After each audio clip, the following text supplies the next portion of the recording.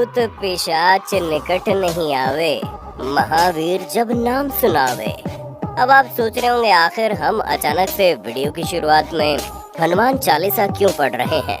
दरअसल हम ये इसलिए पढ़ रहे हैं क्योंकि अब आप मंदिर में भगवान से नहीं बल्कि भूत से डरेंगे। मतलब कि जिस मंदिर में भगवान की पूजा अर्चना के लिए आप जा रहे हैं, उस मंदिर में अगर आपको भूत दिख जाए तो क्या हो, ऐसा हम नहीं कह रहे, बल्कि हम आपको दिखाने जा रहे हैं भारत का एक ऐसा मंदिर जहां पर भगवान का वास नहीं बल्कि भूत पिशाच का वास होता है। और भूत पिशाच जब लोग दिखते हैं तो उनकी हवा टाइट हो जाती है। और हो भी क्यों ना, जिस मंदिर में वो पूजा अर्चना के लिए जा रहे हैं उस मंदिर में भगवान न मिलकर आपको भूत प्रेत मिले, आत्माएं घूमते हुए मिले, बेशक वो आपको दिखाई ना दे लेकिन महसूस जरूर होंगी। लेकिन वो तो भगवान का नाम लेने से ही भागते हैं, क्योंकि भगवान की जगह भूत पिशाच ने ले रखी है। वाकई बड़ी हॉरर टाइप का मंदिर है ये, इसके बारे में तो जानना बनता है बॉस। वैसे आपने कभी पहले ऐसे मंदिर के बारे में सुना है? हमें तो नहीं लगता भूतों का मंदिर जहाँ लोग जाते थर थर कांप उठते हैं, और तो और वहाँ भगवान के नाम की जगह भूतों का नाम जपा जाता है। तो चलिए जानते हैं इस वीडियो में इस मंदिर के बारे में। देवभूमि हिमाचल के जिस कोने में आप जाते हो वहाँ एक प्रसिद्ध मंदिर आपको जरूर मिलेगा। इस मंदिर के बारे में कहानी प्रचलित है कि जिन्हें सुनकर बड़ी हैरानी होती है। ऐसे एक मंदिर के बारे में हम आपको बताते हैं आज, जहाँ आप जिंदा रहते नहीं आए तो मरने के बाद आना पड़ेगा। इस मंदिर में मौत के बाद फैसला लिया जाता है कि आपको स्वर्ग या नर्क मिलेगा क्या। अर्जी लगाने यूँ तो हम सब कई मंदिरों में जाते हैं, लेकिन जरा सोचिए, क्या कोई मृत्यु के देवता यमराज के मंदिर जाना चाहेगा? जी हाँ, हिमाचल के चंबा में एक ऐसा ही मंदिर है जहाँ मन्नतों की अर्जियां नहीं लगती बल्कि मृत व्यक्तियों की आत्माओं का लेखा जोखा होता है। दावा है कि पूरे विश्व में यमराज का ऐसा कोई दूसरा मंदिर नहीं है। भारत में इकलौता मौत के देवता का मंदिर है ये, हिमाचल के चंबा जिले में स्थित मौत के देवता यमराज का मंदिर। इस मंदिर को भारत के इकलौते ऐसे मंदिर की उपाधि प्राप्त है जहां मौत के देवता यमराज की मूर्ति स्थापित है। यही नहीं, इस मंदिर को लेकर लोगों में इतना डर है कि यहां आने वाले पर्यटक मंदिर के अंदर नहीं जाते। अमूमन लोग बाहर से ही प्रणाम करके चले जाते हैं और उन्हें एक अजीब सी आभास होने लगती है, और तो और उनके मन में काफी डर भी बैठ जाता है। यमराज के इस मंदिर की स्थापना कब और कैसे हुई, इस बारे में किसी को कोई जानकारी नहीं मिलती। मंदिर के जीर्णोद्धार के बारे में कहा जाता है कि चंबा रियासत के राजा ने 6वीं शताब्दी में कार्य करवाया था। हालांकि जिक्र पूरे मंदिर के बजाय केवल मंदिर की सीढ़ियों के जीर्णोद्धार का ही मिलता है। मान्यता है कि मरने के बाद हर किसी को यमराज के इस दरबार में जाना ही पड़ता है, फिर चाहे वो नास्तिक हो या फिर आस्तिक। कहा जाता है जब भी किसी की मृत्यु होती है तो यमराज के दूत आत्मा को सबसे पहले इस मंदिर में लेकर आते हैं। यहाँ उसके कर्मों का हिसाब किताब होता है। यमराज के इस मंदिर में आत्मा के कर्मों का पूरा लेखा जोखा चित्रगुप्त करते हैं। मंदिर परिसर में एक खाली कमरा है। मान्यता है कि यही चित्रगुप्त का कमरा है जहाँ पर वो मृत व्यक्ति की आत्माओं का हिसाब किताब करते हैं। इसके बाद दूत आत्मा को यमराज के कक्ष में लेकर जाते हैं। गरुड़ पुराण में भी यमराज के दरबार का जिक्र हुआ है।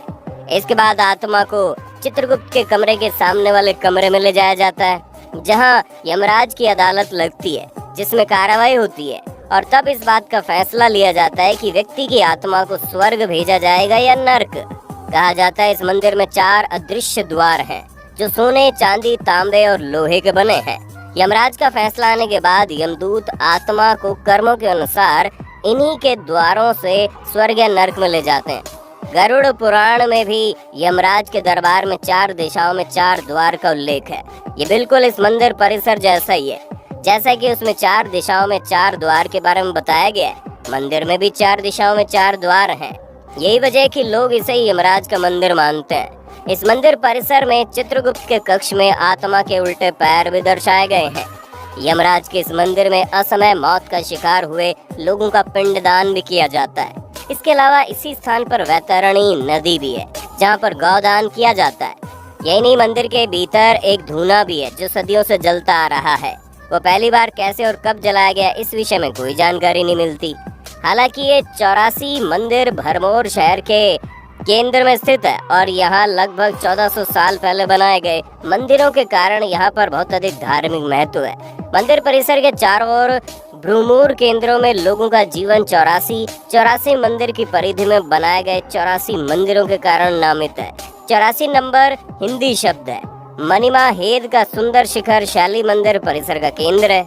इस मंदिर को किसने और कब बनाया, इस विषय में कोई ठोस प्रमाण नहीं है, लेकिन इस मंदिर के टूटे हुए सीढ़ियों जीर्णोद्धार चंबा रियासत के राजा मेरू वर्मन ने 6ठी शताब्दी में कराया था। ये माना जाता है कि जब 84 सिद्ध कुरुक्षेत्र से आए थे, जो लोग मनमा शेद की यात्रा के लिए भरमौर से गुजर रहे थे, तो वे भरमौर की शांति के साथ प्यार में गिर गए और यहाँ पर ध्यान देने के लिए सुलभ हो गए। 84 मंदिर परिसर से जुड़ा एक और किस्सा है। ऐसा माना जाता है साहिल वर्मन के ब्रह्मपुरा के प्रवेश के कुछ समय बाद 84 योगियों ने इस जगह का दौरा किया। वे राजा के आतिथ्य से बड़े प्रसन्न थे। राजा के कोई संतान नहीं थी। तब योगी ने राजन को वरदान दिया कि उसके यहाँ 10 पुत्रों का जन्म होगा। कुछ सालों बाद राजा के घर 10 बेटों और एक बेटी ने जन्म लिया। बेटी का नाम चंपावती रखा गया और चंपावती की नई राजधानी चंबा की पसंद की वजह से स्थापित किया गया। कहा जाता है भरमौर का 84 मंदिर इन 84 योगियों को समर्पित किया गया था। 84 मंदिर परिसर में 84 बड़े और छोटे मंदिर है। 84 भरमौर के केंद्र में एक विशाल स्तर का मैदान है, जहाँ ज्यादातर शिवलिंग के रूप में मंदिरों की आकाश गंगा मौजूद है। 84 मंदिर का दृश्य देखने लायक है। कहते हैं महाशिवरात्रि पर्व पर पाताल लोक में विराजमान भगवान शिव कैलाश को प्रस्थान करते हैं। इस यात्रा के दौरान शिव भगवान चंबा भरमौर स्थित सबसे प्राचीन 84 मंदिर में विश्राम करते हैं। उनके इस विश्राम को साकार रूप देने के लिए हर साल हजारों श्रद्धालु भरमौर के 84 मंदिर में जुटते हैं। साल में पहला मौका होता है जब रात के 4 पहर विशेष पूजा अर्चना चलती है और लगातार घंटियों का शोर समूचे भरमौर में सुनाई देता है। पुराणों के अनुसार जब भी कोई मनुष्य मरता है या आत्मा शरीर को त्याग कर यात्रा प्रारंभ करती है, तो इस दौरान उसे 3 प्रकार के मार्ग मिलते हैं। इस आत्मा को किस मार्ग पर चलाया जाएगा, ये केवल उनके कर्मों पर निर्भर होता है। आत्मा 17 दिन तक यात्रा करने के पश्चात 18वें दिन यमपुरी पहुंचती है। यमपुरी या यमलोक का उल्लेख गरुड़ पुराण और कठोपनिषद ग्रंथों में मिलता है। मृत्यु के 12 दिनों के बाद मानव की आत्मा यमलोक का सफर प्रारंभ करती है। पुराणों के अनुसार यमलोक को मृत्यु लोक के ऊपर दक्षिण में 86,000 योजन दूरी पर माना गया है। एक योजन में करीब 4 किलोमीटर होते हैं। वैसे दोस्तों, अगर कभी आपको मौका मिले इस मंदिर में जाने का, तो क्या आप जाना पसंद करेंगे? वैसे डरने जैसी कोई बात नहीं है, क्योंकि इस मंदिर में पापों का लेखा जोखा होता है। सीधे और साफ अक्षरों में कहा जाए तो अगर आप सच्चे दिल के हैं तो जाना बनता है। वैसे कौन नहीं चाहेगा इस मंदिर में जाना और अपने पापों का प्रायश्चित करना, वरना मरने के बाद तो यहाँ जाना ही है। ऐसा हमने यहाँ पर मौजूद मंदिर और उसकी मान्यता बता रही है। खैर, हमें तो मंदिर काफी पसंद आया। आपकी क्या राय है कमेंट में बताना। मिलते हैं अगले वीडियो में, तब तक अपना ध्यान रखिए और हमारा इंतजार कीजिएगा। Bye bye.